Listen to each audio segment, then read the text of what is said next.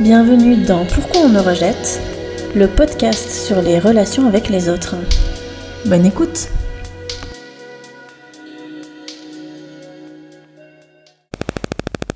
Juste avant de partir en Géorgie, pendant un mois, je devais préparer mon voyage.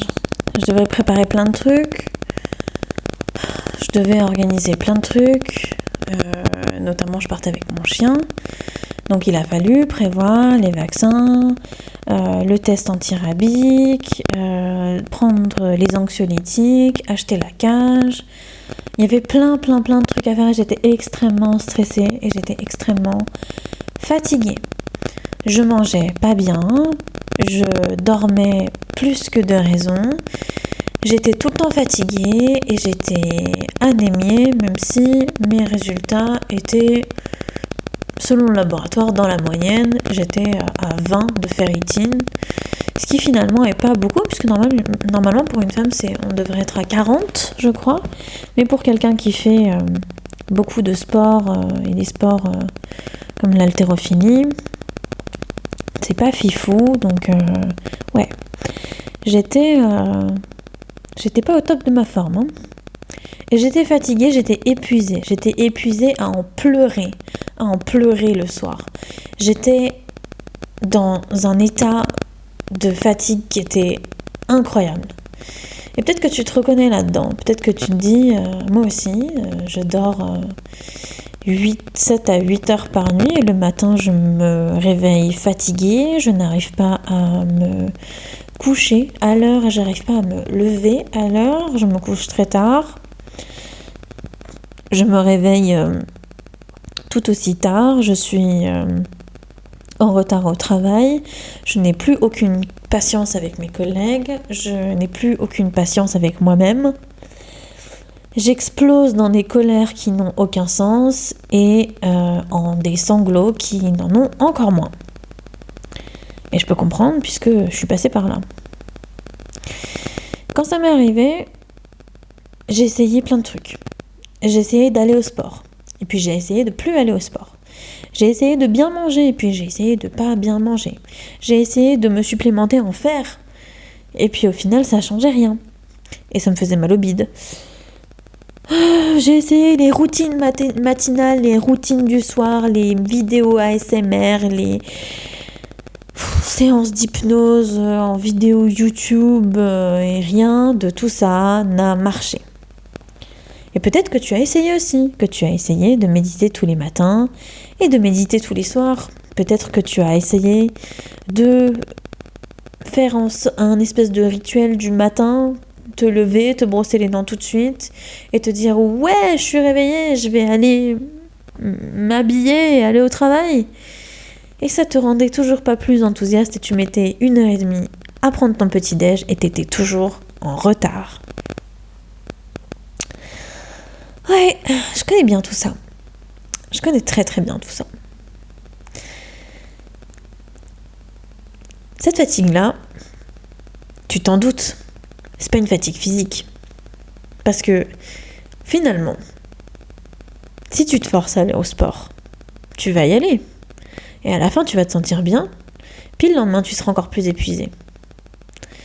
Et puis, si tu te forces à te lever tôt, tu vas arriver tôt au travail, mais à la fin de la journée, tu seras toujours aussi épuisé. Et j'irai encore plus loin, une fois je me suis forcée à aller au sport et je suis revenue de ma séance avec une lombalgie. Parce que j'étais trop dans ma tête. Et que si tu ne te dis pas « Ouais, je vais faire du sport et ça va me faire du bien », et que tu y vas en disant « Bon, bah si j'y vais pas, je vais me sentir mal, donc autant y aller », ça change tout finalement. Hein. Ça change tout. Alors on fait quoi ? L'erreur fondamentale que tu fais, c'est penser que c'est une fatigue physique que tu es en train d'expérimenter. Qu'il faut juste que tu prennes de la vitamine C, que tu ailles au sport, que tu manges bien et que tout ira bien. Et que si tu respectes ton planning de sommeil, ça va rentrer dans l'ordre. Breaking news, c'est faux. Parce que j'ai essayé, hein. Alors là, moi je suis réglée comme une horloge, mon gars. Je me lève tous les matins à la même heure, je me couche tous les soirs à la même heure. Je mange toujours la même chose, je fais du sport, enfin, tout ça n'a servi à rien. Rien du tout, j'étais quand même épuisée. Et puis un jour, j'étais au bout du rouleau, je pleurais tout le temps, j'étais fatiguée, j'en pouvais plus. Je me sentais incomprise. Et j'ai décidé de parler avec Jérémy, mon coach. Et il m'a dit, Tévi, ça fait combien de temps que t'as pas fait un truc qui te faisait vraiment plaisir ? Et même là encore, j'ai envie de pleurer quand j'y repense. Parce que je savais même plus ce que c'était que de faire un truc qui me faisait plaisir. Je savais plus. Je savais plus à quoi ça ressemblait. Je savais plus.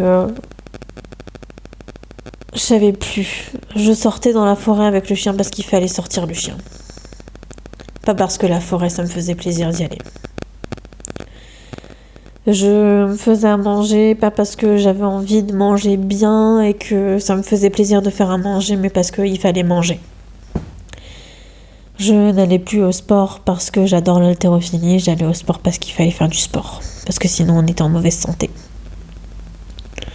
Et tout était comme ça. Et je m'enfonçais dans un ennui. Tu dois connaître ça, l'ennui au travail. Non, ça te dit rien ? La plupart des gens qui sont fatigués chroniquement, généralement, ils ont un travail qui les emmerde. Et moi, je m'emmerdais.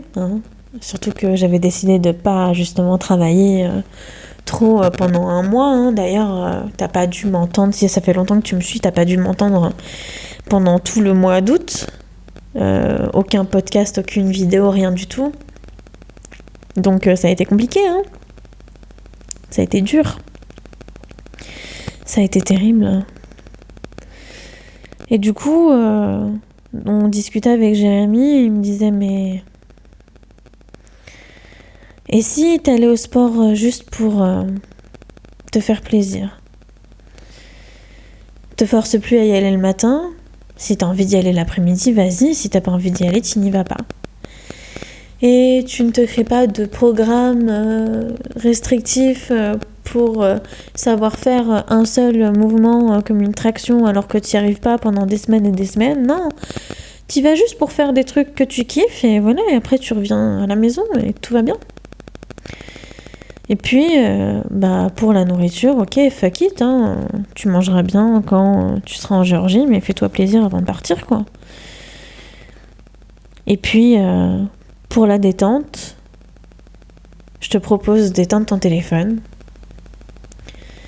J'étais en train de lui parler alors que j'étais en train de promener le chien à la forêt. Il m'a dit, je te propose d'éteindre ton téléphone pendant les 5 prochaines minutes, de t'asseoir un moment sur un banc dans l'herbe,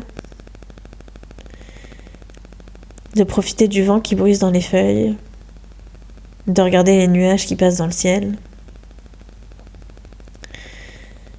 de t'allonger avec le chien dans l'herbe, sentir les brins d'herbe dans tes pieds et la respiration paisible de ton chien à côté de toi, et juste profiter de ce moment.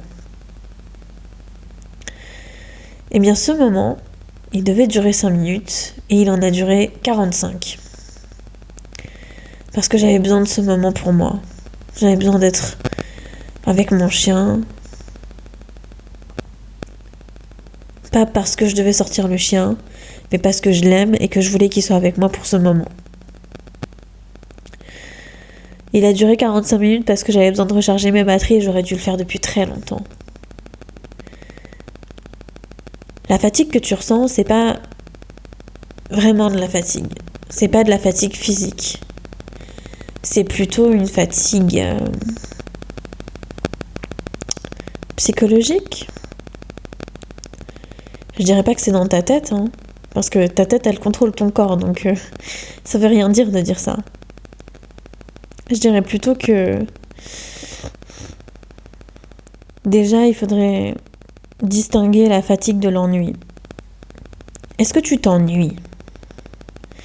Est-ce que t'as plus le goût à rien parce que finalement tout t'emmerde? Et qu'est-ce qui t'ennuierait pas? Qu'est-ce que t'as envie de faire? De quoi t'as envie de profiter? Qu'est-ce qui est à l'arrière de ta tête en train d'attendre de manière latente depuis très très longtemps et que tu t'empêches de faire parce que t'as plein d'autres trucs à faire que t'as pas envie de faire et que tu fais quand même, et au final tu fais plus rien parce que t'as rien envie de faire? Alors j'ai un conseil pour toi. J'ai un conseil pour guérir ta fatigue chronique, qui finalement n'en est pas, qui est finalement un ennui complètement profond et incroyable.